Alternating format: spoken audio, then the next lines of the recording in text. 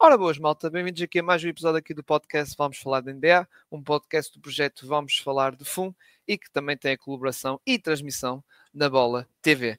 Para esta semana, que é a última semana da época regular, vamos falar então dos prémios desta fase regular, ou desta época regular, que faz sentido, lá estamos na última semana e dá para meter os nossos palpites, ou nossas previsões para quem vai ganhar estes prémios individuais. Não vamos falar de todos, vamos falar daqueles 6 principais, porque depois há aqueles o Sportsmanship, o Teammates, há muitos mais, o Clutch também. Então vamos falar daqueles 6 principais, o MVP, o defesa, o suplente, ou Six Man, o Most Improved, ou o jogador que mais evoluiu, o melhor defesa e o melhor rookie. E comigo, para esta conversa está aqui o Bruno Tomás. Tudo bem, Bruno? Contigo? Está tudo. Vamos falar aqui de alguns prémios. Eu honestamente estava para me preparar para este podcast, fui ver aqui algumas outras, havia alguns prémios e vamos falar sobre isso, que tiveram um vencedor claro até nas lesões, depois voltaram a ter outro, um vencedor claro e mais lesões, e agora está um bocadinho em aberto, e curiosamente aquilo que eu pensei, tendo em conta as lesões, que está neste momento à frente das odds, mas acho que por causa destes prémios e isso vai também acontecer com as All-NBAs, com a necessidade do número de jogos mínimo para fazer parte das tantas equipas como dos prémios, vem a ver que se calhar há algumas surpresas interessantes. Mas estou aqui preparado para falar do mesmo.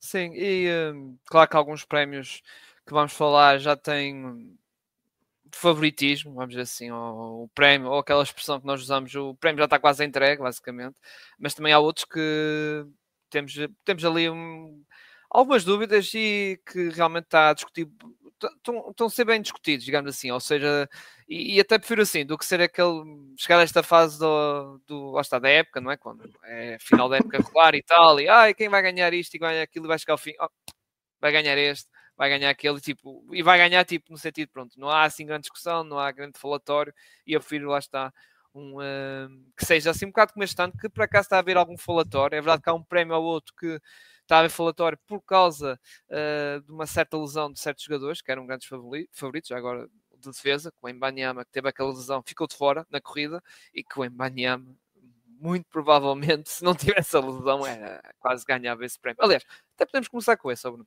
Falar então do defesa do ano.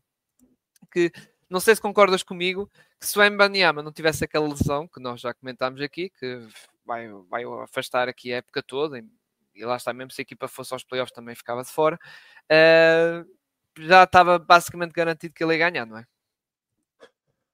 O defesa do ano teve aqui dois problemas, que é, tu tens claramente, para mim, no tempo em que teve sem, ou melhor, não é bem uma lesão, é um problema de saúde, quer dizer, impediu de jogar, mas é um problema de saúde, mais do que propriamente uma lesão. O Victor Wembanyama estava destacadamente a provar que é o melhor defensor da NBA atual, mesmo que esteja no segundo ano de rookie.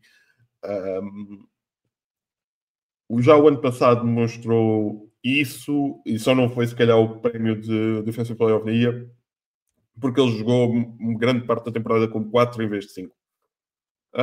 Este ano passa a jogar a full-time a center dos San Antonio Spurs e claramente mostra-se como a ultra estrela ofensiva que estávamos à espera. Problema, lá está, aquele problema de saúde, aquela trombose que ele tem, se eu não me engano, acho que é na zona do pescoço, impediu que isso acontecesse.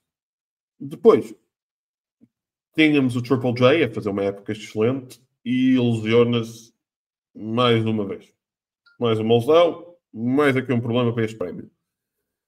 Quando eu estava a pensar, e juro que isto é verdade, e eu pensei, deve ser por, lá está, o Safari dos Warriors, ser a equipa que eu mais acompanho, ser os jogos que eu vejo com mais atenção.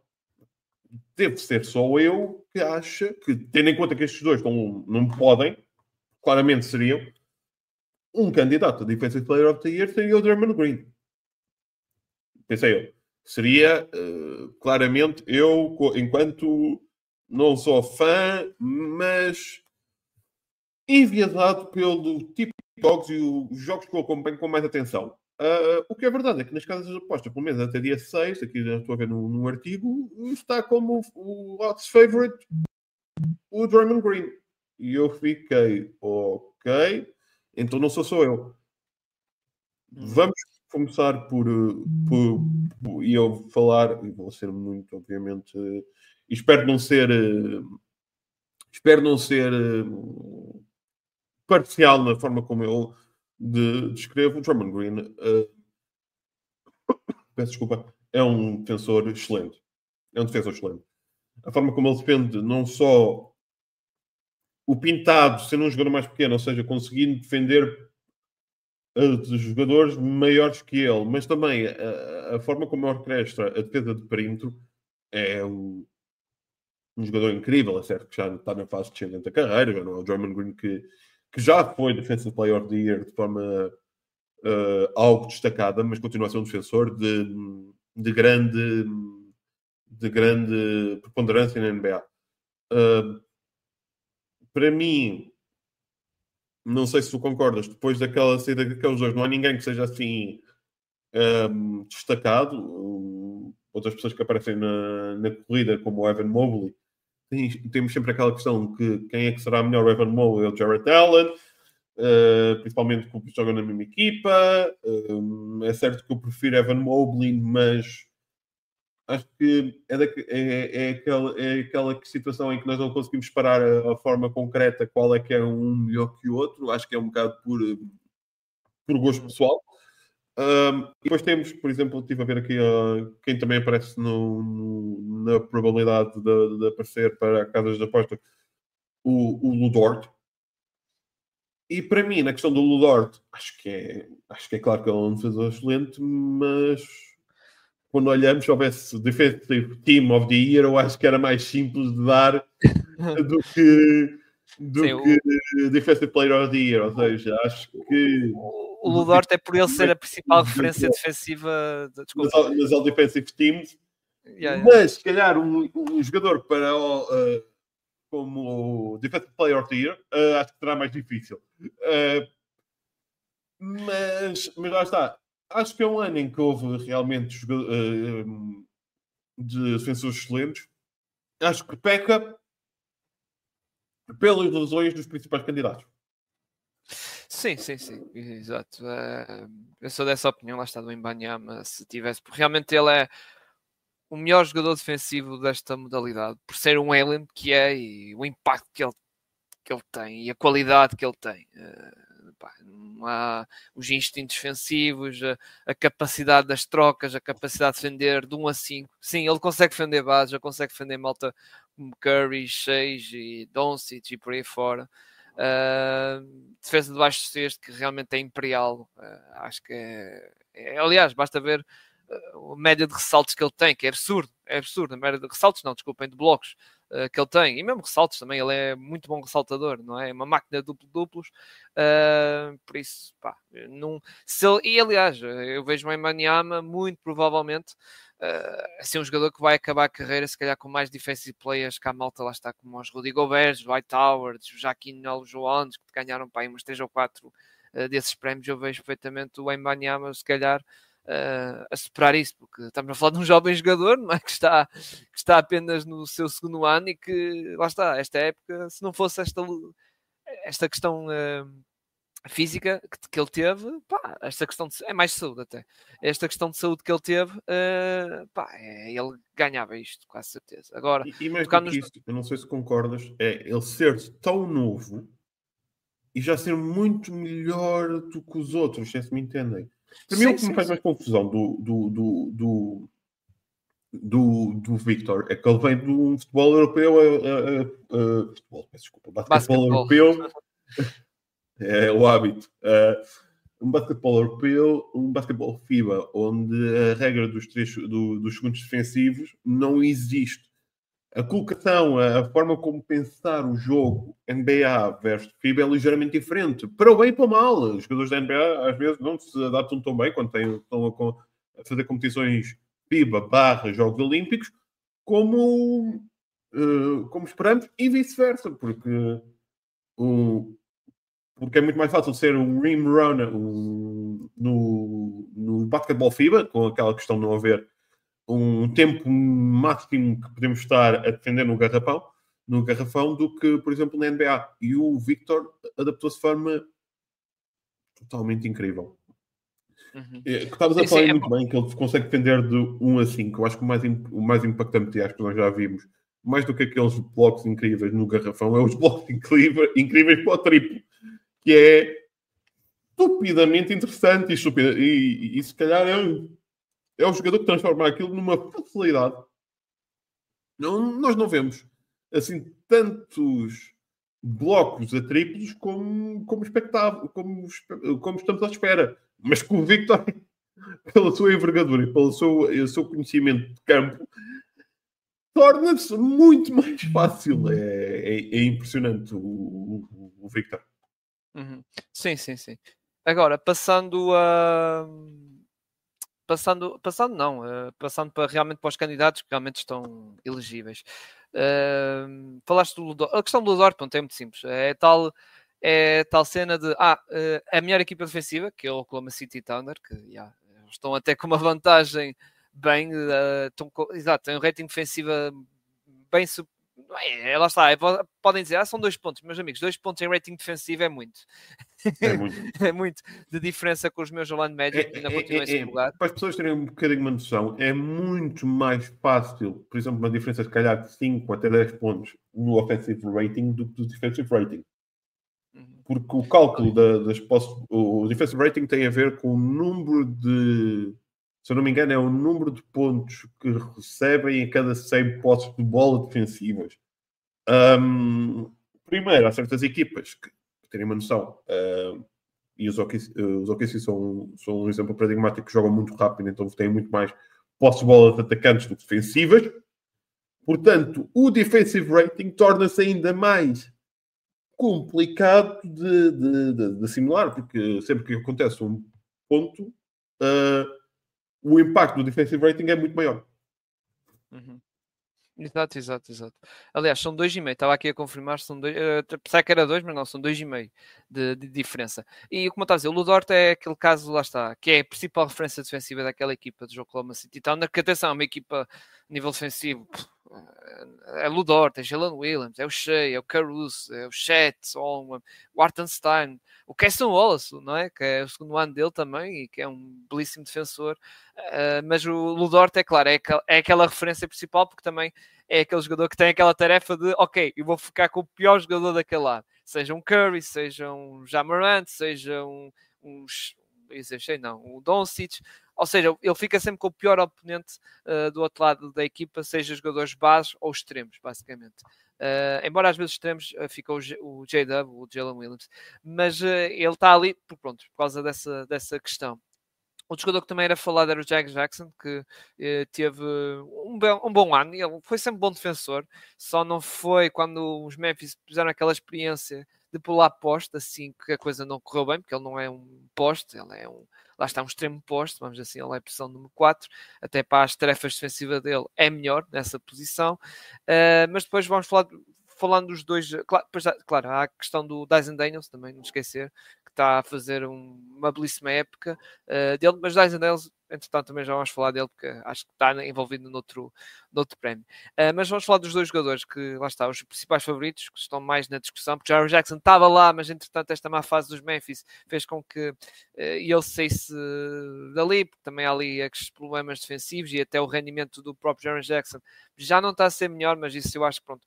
Nós já comentámos aqui aquela confusão que houve, não é confusão, é aquele despedimento um bocado surpreendente que está a mexer com a equipa, pelo menos o que eu tenho notado está a mexer. Aliás, depois do despedimento, acho que só ganharam um jogo, pelo menos foi só um jogo que eles ganharam, o resto perderam jogos. É verdade que jogos contra equipas difíceis, mas falando dos dois principais candidatos, Evan Mobley e Draymond Green, eu se fosse a dar, Bruno, eu dava até o Evan Mobley, embora a diferença era assim mais.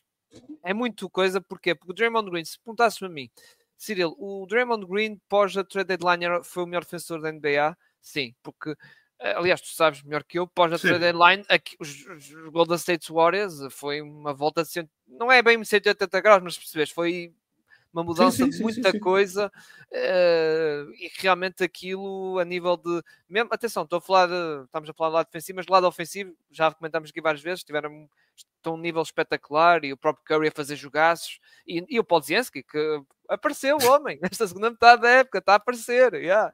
Meu Deus, aquele jogo com os Lakers, acho que parecia que estava.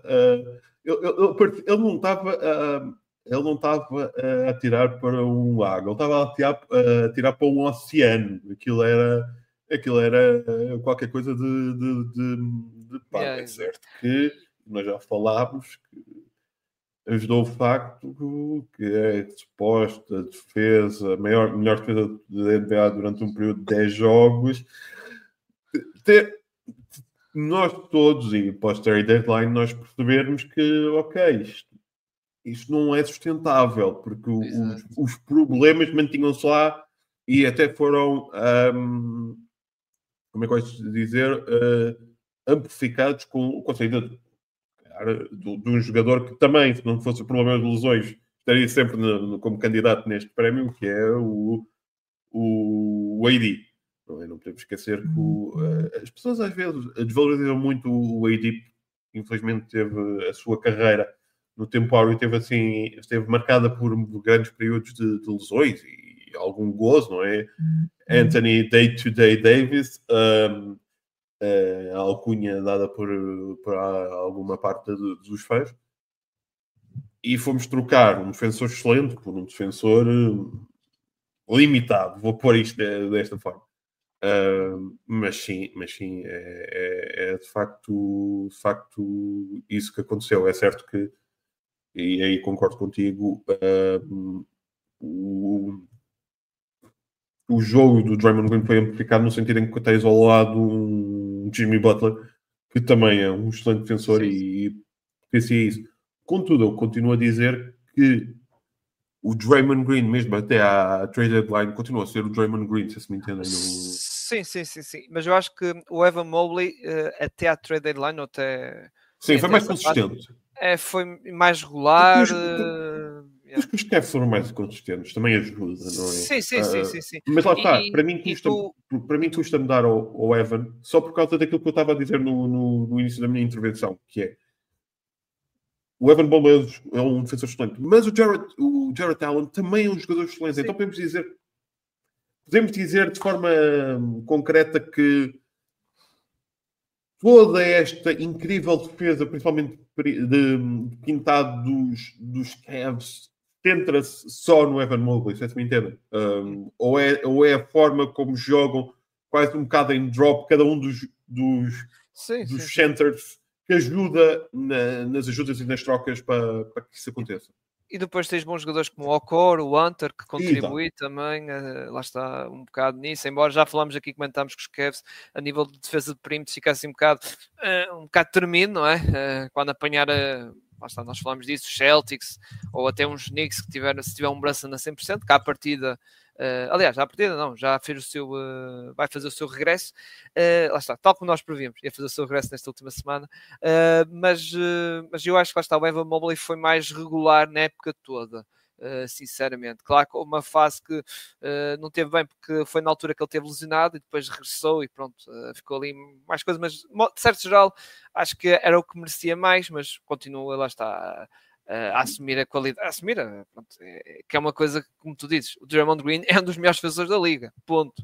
Não há, mesmo na fase mais em baixo dos Warriors, ele continuava a ser um bom defensor. Exato. Mas o que prejudicou... E também ajudou a época a não haver o chamado problema de Draymond Green que aconteceu nos últimos 6 anos. Exato. Mas o Draymond Green também passou um bocado, lá está, pela má fase da equipa, e ele também, lá está, levou um bocado por tabela, porque a equipa também não tinha um posto definido, como tu sabes. Era o Tristan Jackson Davis, era o Luna, e depois já não sei quem, agora fixou nele, basicamente. E às volta e meia joga ali um certo holandês, rookie, o Post, que mata ali uns triplos valentes. Mas o que eu quero dizer é que não havia ali Os Warriors estavam ali a testar ali um 5, o Podziemski não era só nessas posições dos interiores, a mesma posição exterior, o Podziemski ou era titular, depois não era, Moody ou não jogava, ou jogava assim alguns minutos, mas depois o outro jogo já jogava pouco, Kuminga também andava assim um bocado coisa, e agora tendo fixado este 5 titular, lá está, Podziemski, Curry, Butler, Draymond Green, fez com que a equipa ficasse mais sólida e, aliás, estão a ter um bom registro. Estão nos últimos 16 jogos, ganhou 13 os Warriors, realmente num registro muito impressionante. Sim, e não é só os vamos Warriors. ver quantos jogos faltam quando desta Agora estamos nos últimos semana. 4.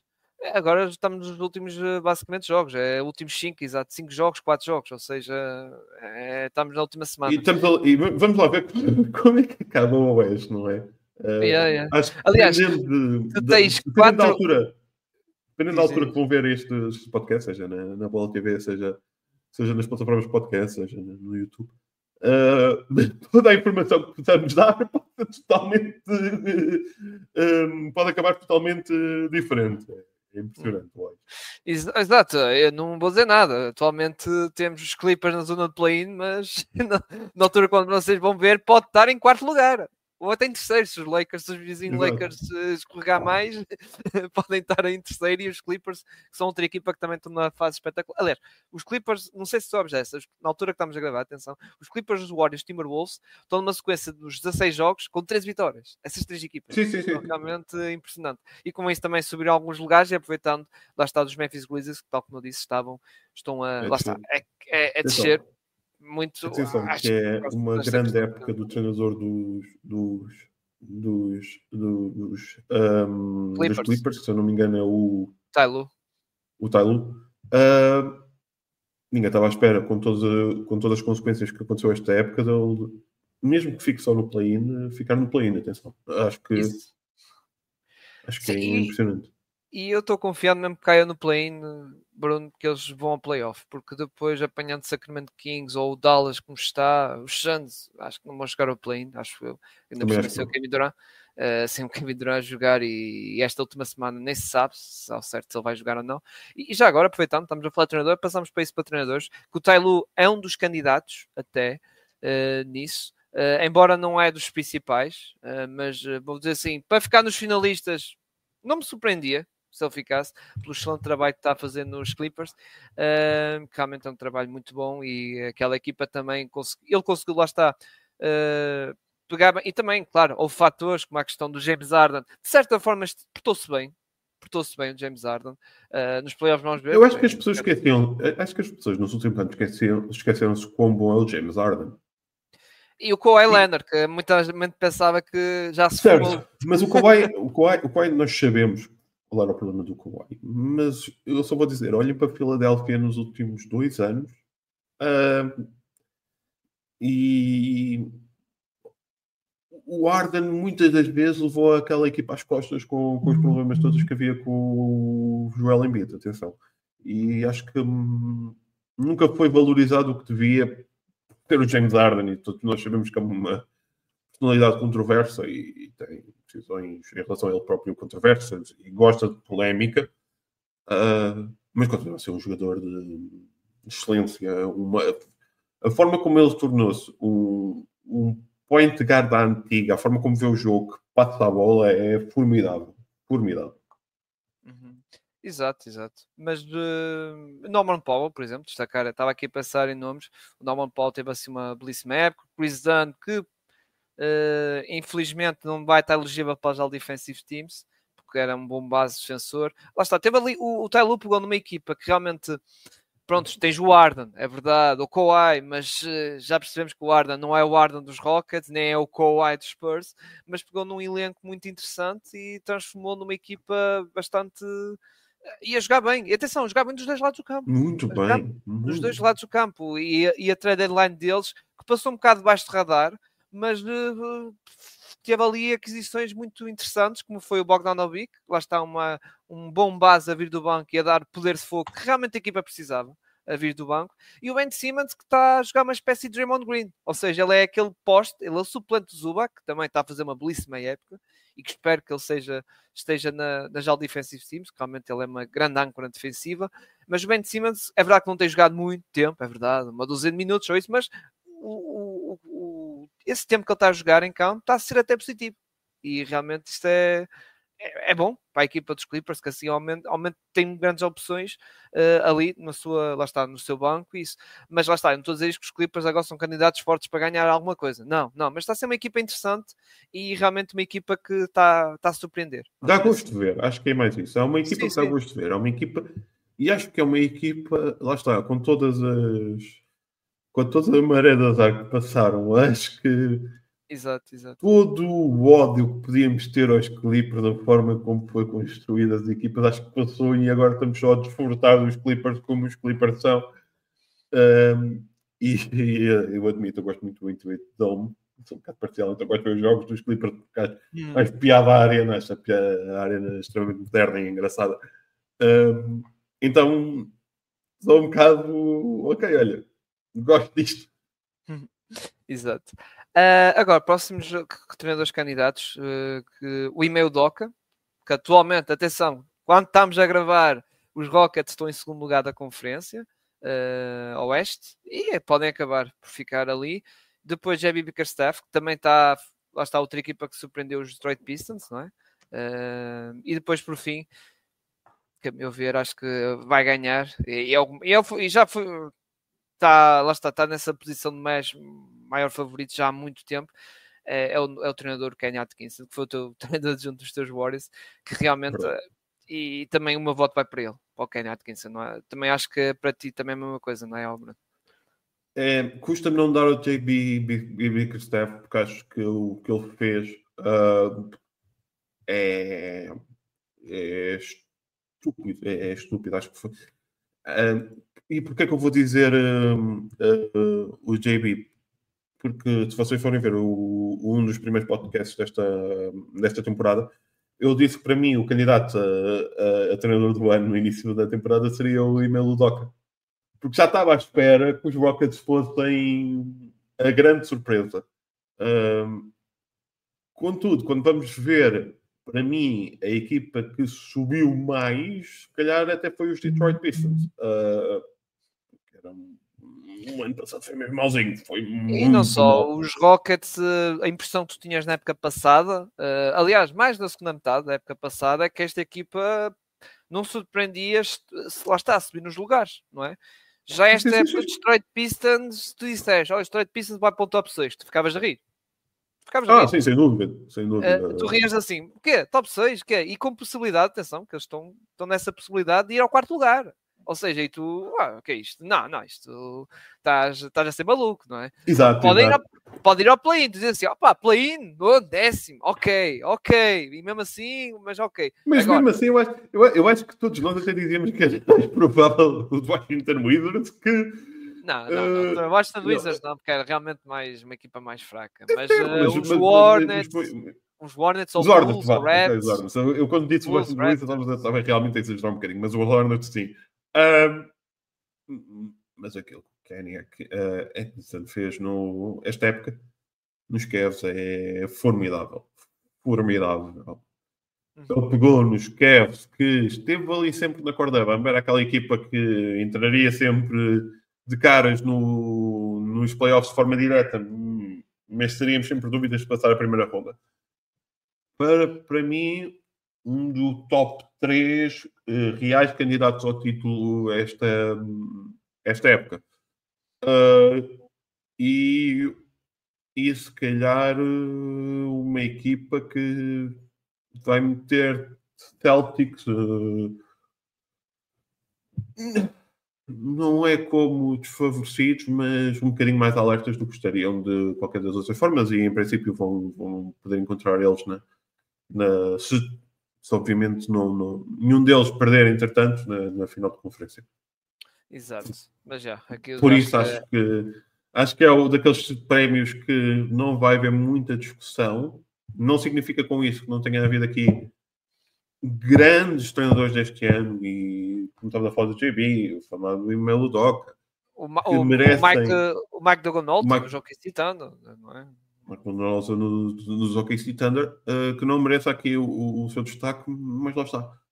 Acho que não só a narrativa, como uma evidência clara de pegar numa equipa e transformá-la num contender ali, um real contender, ou seja, não um sprint tender, não daquelas equipas que estão... Atenção, que merecem todo o nosso respeito, mas o que é verdade é que o que importa mesmo é quando tu crias um candidato ao título, não é? Exato, yeah. E atenção, engano, eu disse Mike, mas não é Mike, é Mark Duganol. Confundi. São tantos Mikes, pá, são todos Mikes. É o Mike Malone, é o Mike Bulldozer, é o Mike não É sei o verdade, quê. é um nome comum. Mike Brown também, que foi antigo vencedor, que agora já não é treinador dos Kings. É o José de Portugal lá nos Estados Unidos, pelo menos para treinadores, é Mike. Mike estão em grande destaque. Exato. Agora, passando para o rookie, que aqui também o favoritismo está muito virado para o Stephen Castle, não é? O base dos Spurs. A verdade que, olha, temos a malta francesa, o Alex Sarr e o Rizaché, que têm aparecido muito por causa desta segunda metade da época, que estão a ser bons, ou mais, até diria mais, pós esta pausa do All-Star, ou seja, o último terço da época, estão a ser muito bom, em que o Alex Sarr lança muitos triplos, é verdade, mas marca. Por acaso tem sido eficaz nos triplos que ele tem marcado. Eu gosto muito do Alexander Sarr, atenção, gosto dos dois, gosto do Alexander Sarr e gosto do Richard Shea. Mas é certo que o Stephen Castle teve um impacto maior nas equipas e foi mais consistente. É bom ver que não há aqui narrativas como, já não lembro qual foi aquele jogador que apareceu nos Lakers que estava a mandar triplos a todo. Houve uma altura que toda a gente queria que ele fosse o Rookie of the Year, mas pronto. É pena não aparecer aqui Bronny James não aparecer. Acho que seria incrível o primeiro do pai e filho a ganharem o prémio de Rookie of the Year. É pena. Pode ser que ganhe o Rookie da G-League, não sei. Mas sim, o Stephen Class é um grande jogador. Eu vou dizer isto, que é preparem-se daqui a uns anos e ainda pode apanhar a primeira pick do draft, mas os San Antonio Spurs vão ser aquela equipa que nós vamos ficar muito irritados, porque vai parecer, pronto, quem é que vai ganhar este ano? É o San Antonio, se nada acontecer aqui transcendente. Eles têm uma equipa formidável. Deu-me pena que foi o Jalen Wells, que também podia ser, lá está, uma disputa interessante entre eles, só que o Wells, lá está, apanhando essa onda, a onda de má fase dos Memphis Grizzlies, também ele, pronto, baixou os seus números, ficou mais ineficaz na questão do capítulo de lançamento, do triplo, porque era um jogador, lá está, que estava a lançar uma eficácia 30 e tal, quase 40% de eficácia de triplo, e agora pós All-Star estava a confirmar isso, 31%, e fez com que a sua média baixasse, e pronto, os Memphis Grizzlies está numa má fase, ele também, lá está, ele está a ser levado por isso, e com isso, por consequência, o nome dele já está a fugir fora desta conversa, vamos dizer assim. Pronto, é o que é, não é? Outro nome que também queria destacar, olha, o colega dele, Zach Edey, também, que pronto, fez uma época de rookie sólida, nada a destacar, mas tem problemas físicos. Acho que foi. Acho que é pena, porque quando nós falámos, se eu não me engano, no início da época, eu punha o Zé Kiddy como principal possibilidade de ganhar este prémio e foi uma boa época, mas não foi aquilo que estávamos à espera. Sim, também não podemos esquecer que ele teve problemas físicos, Bruno. Ou seja, ele acho que foi um mês, depois esteve parado outro mês, depois regressou, a equipa teve ali alguns problemas, pronto. Isso complica a evolução do jogador e a integração, na primeira época, de um jogador. Já agora, também não esquecer o Jeremy McCain, que aqueles primeiros 20 e tal jogos ele estava on fire nos Sixers, e se calhar é das coisas boas, ou das poucas coisas positivas do Philadelphia foi ele, aquele início de época, e por fim o Matas Buzelis que acordou, este último mês e meio, acordou ali em Chicago, que, atenção, olha, aproveitando essa questão das boas fases, ele aproveitou a boa onda dos Chicago Bulls, lá está o Josh Giddey, Kobe White e por aí fora, em que ele conseguiu, lá está, estar a mostrar aqui realmente como ele era um bom jogador, que não podemos esquecer que há um ano antes do seu draft, o Matas Buzelis para alguns era colocado para a pick número 1, só que depois problemas físicos e tal, e jogar nos vídeos na tal época da G-League Ignite não correu-lhe muito bem e fez com que caísse de posição. Muito bem. Passando para outro prémio, Bruno, que eu acho que também este está muito fechado, acho que é o Six Man suplente, que o Peyton Pritchard pois, não é? Eu acho que este é o prémio, este é o prémio em que eu não posso dizer nada, não é? Pronto, o Peyton Pritchard. É pena porque também o Malik Beasley. Sim, o Malik Beasley, pronto, está on fire no capítulo de lançamento, está a lançar 40 e tal % de triplo e realmente tem sim uma peça muito importante. Sim, é verdade. Ali um bom colega, olha, um bom colega ali ou parceiro do crime, vamos dizer assim, do Cade, não é? Quando o Cade está ao lado dele, o Cade, ok, tem aqui uma boa opção para passar a bola e ele faz o catch and shoot e mete a bola lá no cesto.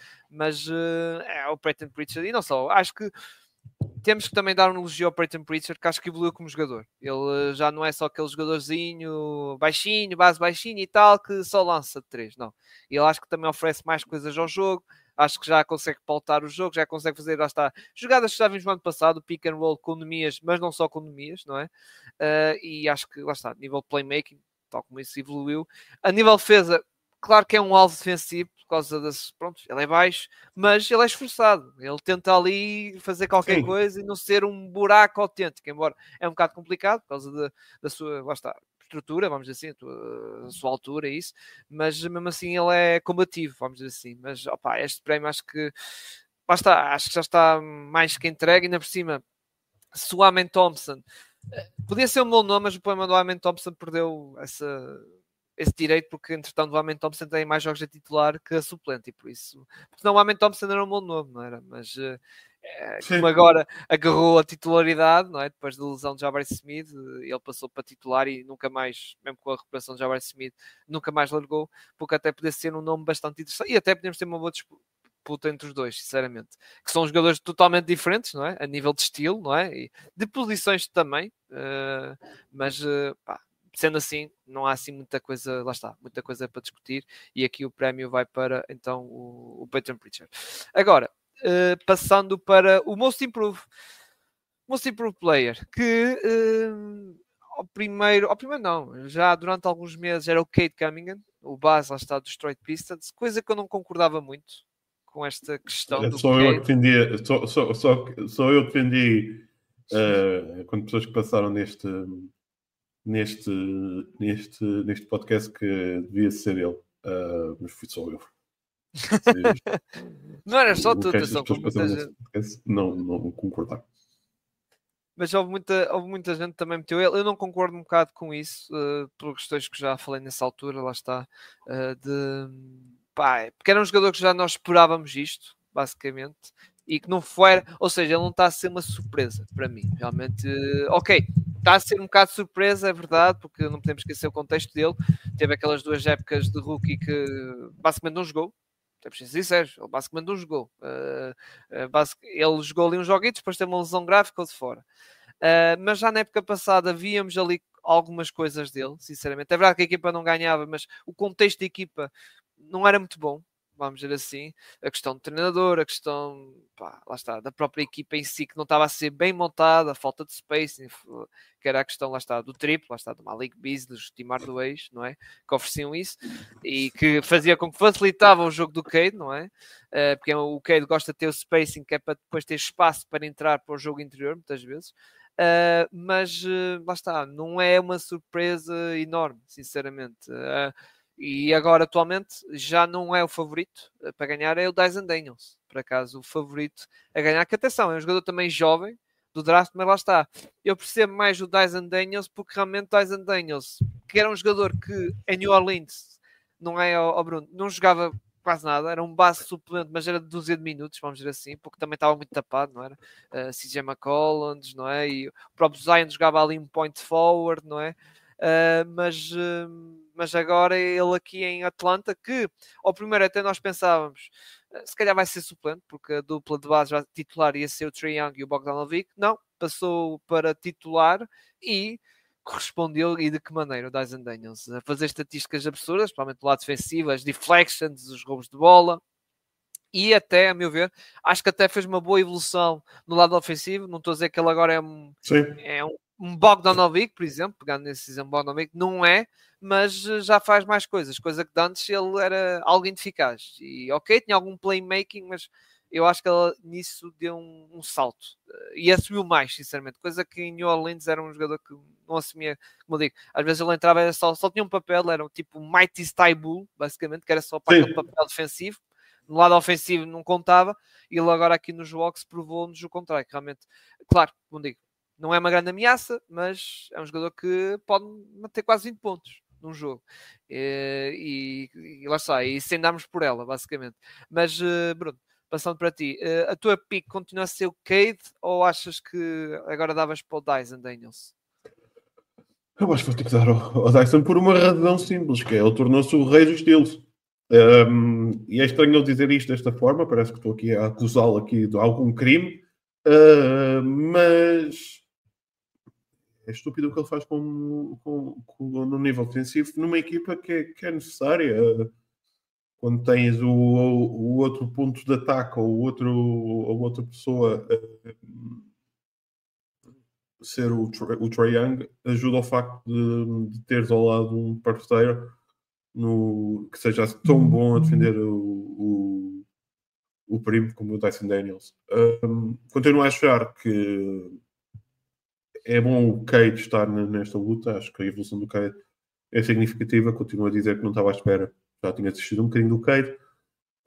Contudo, o Dyson Daniels, eu estava à espera que aquelas estatísticas de roubos de bolas e deflections fosse um pouco momentânea, se é que posso falar desta forma, seria facilmente quebrada, podemos assim dizer. Não quebrou, estamos a falar de um jogador que com 3 roubos de bola por jogo, que é absurdo, completamente absurdo. E é uma forma também de valorizar o papel dos Hawks neste ano, que acho que também evoluíram de forma positiva. E o contributo do Dyson é preponderante, até por, como tu disseste bem, não, acho que até quando trocaram pelos Dyson deles, eles não estavam à espera que ele fosse para titular esta equipa. Exato. E não só, e se vamos ver a troca, pá, ó Bruno, muita gente dizia assim uma troca que quase ninguém ganhava, não é? O do DeJounte, que foi para os New Orleans Pelicans, e os Atlanta Hawks que receberam, lá está, das anéis Arinense e 2 picks de primeira ronda, uma delas é dos Lakers, tal negócio Anthony Davis, e eu agora começo a achar, com esta época de Dyson Daniels, e acho que na próxima vai se manter, assim, ele vai continuar a ter estes bons registros defensivos, e a ser, eu acredito que vai ser nomeado também para as All Defensive Teams, e muito provavelmente sim, sem dúvida. E muito provavelmente para a primeira, para a posição de base, sinceramente. Aliás, acho que as posições de base vai ser ele e o Ludort, se calhar, provavelmente. Mas eu começo a ver os Hawks a ganhar nesta troca, porque realmente Dyson deu, lá está, uma surpresa e deu um salto, que eu acho que realmente é o que agora a malta diz, mas o Dyson também é muito jovem, sim, mas a nível de expectativa eu não estava à espera deste salto assim grande do Dyson Daniels, sinceramente. Sim. Realmente está a ser, e acho que lá está, é preciso que haja estas exceções, porque realmente pá, não é exceções, é sentido de, porque estamos a falar de um jogador que realmente não estávamos a contar muito com ele. Eu não contava, por exemplo, com o Dyson Daniels estar a ser nomeado, que eu acho que muito provavelmente vai ser, atenção. Lá está, All Defensive Team, primeira equipa. Não estava, acho que muita gente nem estava à espera disto, sinceramente. Aliás, eu estava mais à espera do Kate ser All-Star do que o Dyson ser isso. Estás a ver? Sem dúvida, sem dúvida. E eu acreditava mais nisso, sinceramente. E atenção, eu continuo a dizer, e volto a repetir quando nós falamos a meio da temporada destes prémios, quando eu dei ao Cade. Para mim, dar ao Cade era uma questão pessoal, porque eu não deixei de acreditar no Cade, se me entendem. Eu acho que a época passada foi tão má que eu juro que deixei de acreditar num jogador que eu sempre gostei dele. Ou seja, foi mais uma questão pessoal, tem a ver mais com o Bruno Tomás, expectativa à partida, Sim, sim. ou fraca Basicamente, expectativa à partida, propriamente outra coisa. basicamente já estavas a desistir do jogador. Pronto, era esse Exato. o teu ponto, vamos dizer assim. E pronto, por esse lado eu percebo que é um certo sentido de ok, eu já desisti deste jogador e agora já apareceu, não é? E desta forma. Muito bem. Agora, vamos para a grande discussão, Bruno. Que é uma MVP? Não é? Que é uma bonita discussão, uma bela discussão, uma bela discussão, em que, pronto, é verdade que temos Giannis, que provavelmente pode ser finalista, não é? Giannis, que está a fazer uma época, se vamos a ver, ok, muito bom. Essa Giannis, e Giannis para mim está no pódio, ou top 4 melhores jogadores do mundo atualmente, e a época dele basicamente resume a isto, ou seja, é por isso que não admira nada que ele seja finalista, embora também fala-se do Tatum, por causa dos Celtics, recorde, do Donovan Mitchell, mas embora Donovan Mitchell não acredito muito, porque a nível de stat line não é muito assim boa, comparado com os Giannis então, mas esquecem, lá está essa malta, lá está, que está a disputar o terceiro ou quarto lugar para estar nos finalistas. Vamos falar dos dois principais, obviamente. Shea e o Nikola Jokic. Pá, cada um tem os seus pontos, não é?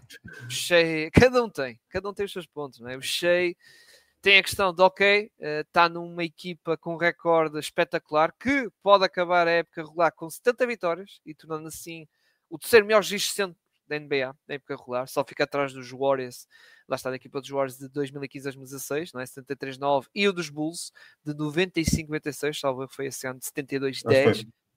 foi. E com isso, só como citando, estão aqui 70 vitórias, meu Deus. E atenção, não é só por causa disso, porque o Shea realmente está a fazer uma época muito espetacular e é soberbo, muito, muito bom, realmente de grande nível. É verdade que mais do lado ofensivo, obviamente, que ele é o capitão da equipa do lado ofensivo, embora no lado defensivo também continue a fazer um bom registro. Mas lá está, eu não digo que ele seja um dos melhores. Eu acho que o Ludort é melhor, o Jalen Williams é melhor, por exemplo. Mas mesmo assim, belo defensor, atenção, do Shea, muito, muito bom defensor. E às vezes eu percebo a equipa resguardá-lo na defesa, que é obviamente para ele depois dar tudo no ataque. Só que temos um Nikola Jokic que acho que toda a gente diz que ele é o melhor jogador do mundo, que eu concordo, e a época dele mostra isso. E fica muito complicado. É verdade que os Denver Nuggets não são o primeiro lugar do Oeste e até podem acabar em quinto lugar ou em sexto lugar da conferência ou whatever. Sim, é verdade, mas o Nikola Jokic, e só ver os números, que é verdade que o alguns números é superior a nível de média de pontos, desarmes de lançamento, eficácia de lance livre, alguns é. Mas a grande maioria, uma boa parte das estatísticas, mesmo avançadas, o Jokic é que ganha, vamos dizer assim. Não só ganha o Shea, como ganha a todos da liga. Sim, pá, aquela questão de o Jokic está no pódio de 4 estatísticas de pontos, assistências, ressaltos e roubos de bola, que são aquelas principais estatísticas que a malta analisa, não é? E mesmo o triplo, com os seus 41 ou 42%, não deve estar muito longe desse pódio. Que ele está. E depois o jogador com mais triplo duplos, o jogador que tem o tal, não é plus minus, é o impact off e on, não é? Ou quando ele está em campo e quando está fora em campo, que tu vais a ver, e nós já discutimos isto aqui neste podcast, que é o Jokic, os Denver Nuggets, sem o Jokic, tem um rating ofensivo quase igual dos meus Orlando Magic ou os Wizards, que são os piores da liga. É quase igual. Sim. É tipo, tu ficas assim, what? E mesmo no lado defensivo, também o Jokic tem um impacto muito significativo desta equipa. Porque, aliás, como disse há pouco, o Jokic está no pódio, ou atualmente acho que é até o segundo jogador com mais roubos de bola, a nível de média. Só fica, basta, Dyson Daniels com aqueles 3 roubos de bola, aqueles 3 roubos de bola que fica à frente do Jokic, mas o Jokic está com 1.8 e estamos a falar de um posto, que não é normal. Normalmente roubos de bola é os bases. Lá está um Dyson Daniels, Kayson Olsen, 6 e por aí fora, não é? Mas é como eu digo, quando vejo questões da MVP, vejo os pontos, que atenção, são tudo pontos válidos. Só que quando já me perguntarem, pá, eu digo assim, pá, fica complicado eu não dar o prémio da MVP ao melhor jogador do mundo. que está a ser o melhor jogador do mundo e mostra em campo que ele é realmente o melhor jogador do mundo, com aquelas exibições todas. Fica muito complicado. Mas passo a bola ao Bruno, que eu já até alonguei um bocadinho. Primeiro, há um prémio que vai ser claro, e é o prémio de MVP, que é no início do próximo ano. Quem vai estar no topo das odds para o prémio de MVP, que vai ser o Luka Doncic. É sempre o Luka Doncic. Agora ainda está nos Lakers, vai ser ainda mais. Luka Doncic, como isso está entregue logo à partida, já sabemos, no início da época, as odds. Eu vou pôr a minha opinião desta forma. O melhor jogador da NBA está a fazer a melhor época dele em muitas das coisas, se calhar efetivamente a melhor época dele, e não vamos dar o prémio de MVP a ele, porquê? Eu só vou pôr desta forma. O melhor jogador da NBA a fazer a melhor época da carreira.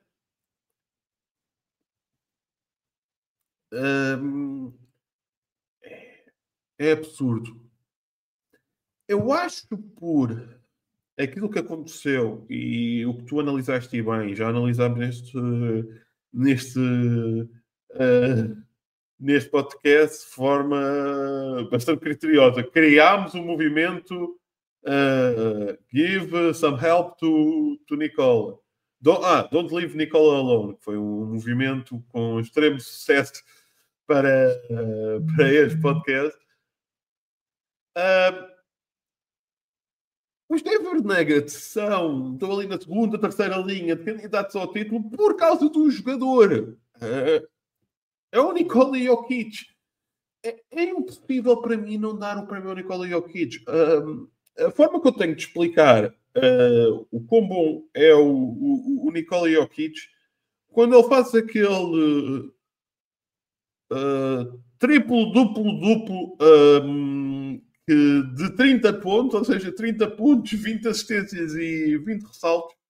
Eu estou a falar com um amigo meu que vê NBA de forma ocasional e a pergunta que ele faz é: então, mas o Nikola Jokic ainda não fez isso? Exato. Ele depois faz um triplo-duplo com 60 pontos. Isso faço eu no modo very easy do 2K. É absurdo o Nikola Jokic. Desculpem, eu não consigo não dar o prémio ao Nikola Jokic. Eu percebo o Shea, eu acho que o Shea está a fazer uma época brutal.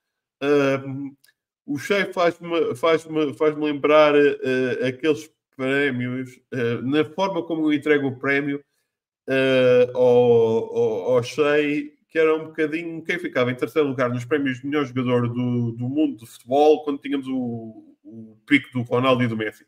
Ficaste em terceiro. És o primeiro dos normais. Parabéns. E para mim, dar o segundo lugar ao Shea é literalmente isto. És o melhor dos normais. Depois temos aqui este ser mitológico.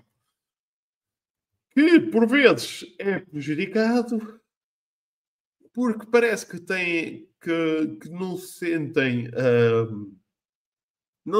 à vontade de meter o Jokic como um dos melhores de sempre, que para mim já é. Acho que é. Acho que já está lá. Não sei se é porque e eu posso falar com o meu pai a ver, por exemplo, foi os Jogos Olímpicos, disse isso. Bruno, este é o melhor jogador da NBA. E eu, sim. Eu estou a ver que ele é muito bom, mas ele parece que está a brincar com eles. Ele parece que está ali, por favor. E eu, é capaz, pai, porque ele, na verdade, queria estar com cavalos. Não sei se é por causa disto que temos sentimos um bocadinho de dar mais um prémio ao Nikola Jokic. Se é receio dos Denver Nuggets saírem muito rápido do playoff e terem que ir à Sérvia entregar o prémio outra vez, onde está lá ele com os cavalos, e depois é muito chato ele com os cavalos. Thank you very much. E provavelmente sobre a influência de álcool no sangue na Sérvia e sentirem-se que é um bocado um desprestígio para a NBA darem o prémio ao Nikola Jokic. Mas para mim é muito simples. É o melhor jogador atual da NBA a fazer a melhor época da carreira dele. A fazer estatísticas absurdas, a transformar o absurdo em normal. Sim, E acho que exato. esta foi a época em que isso mais aconteceu. Hum, é a minha opinião. Yeah.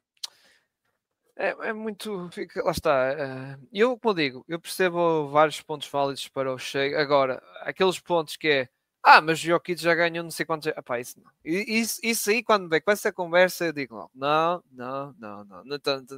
E lá está, eu já testei esse argumento quando foi os anos.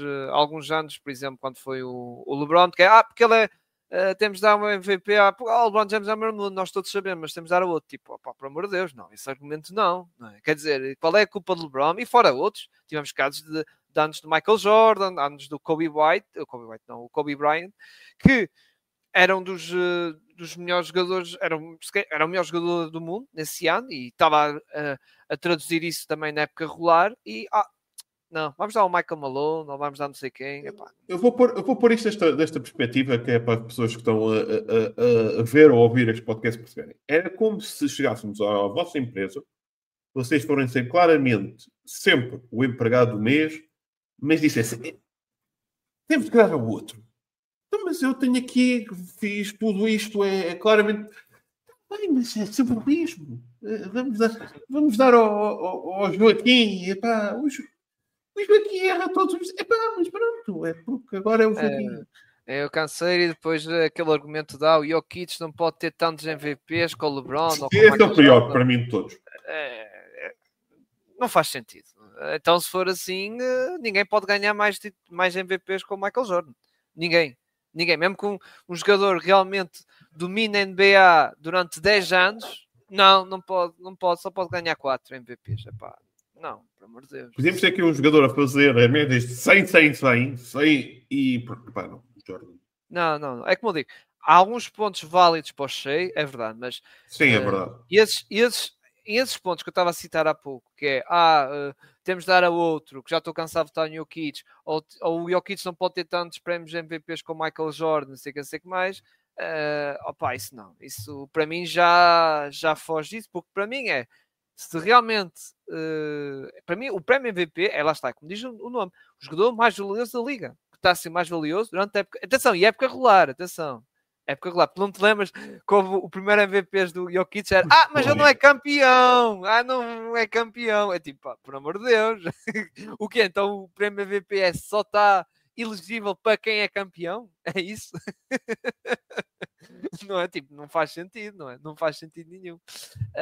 Aliás, acho que até o Michael Jordan já ganhou o MVP sem ter sido campeão e o LeBron também já ganhou o MVP sem ter sido campeão. Ele ganhou nos Cavs, na primeira fase dos Cavs ele ganhou.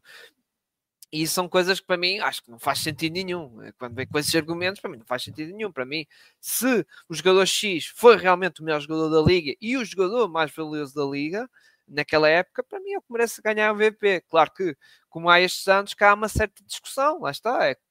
Eu dou o meu voto ao Jokic, mas o Shea, ok, eu admito que o Shea estava realmente muito próximo. Porque, claro, temos de pegar um bocado na questão do coletivo.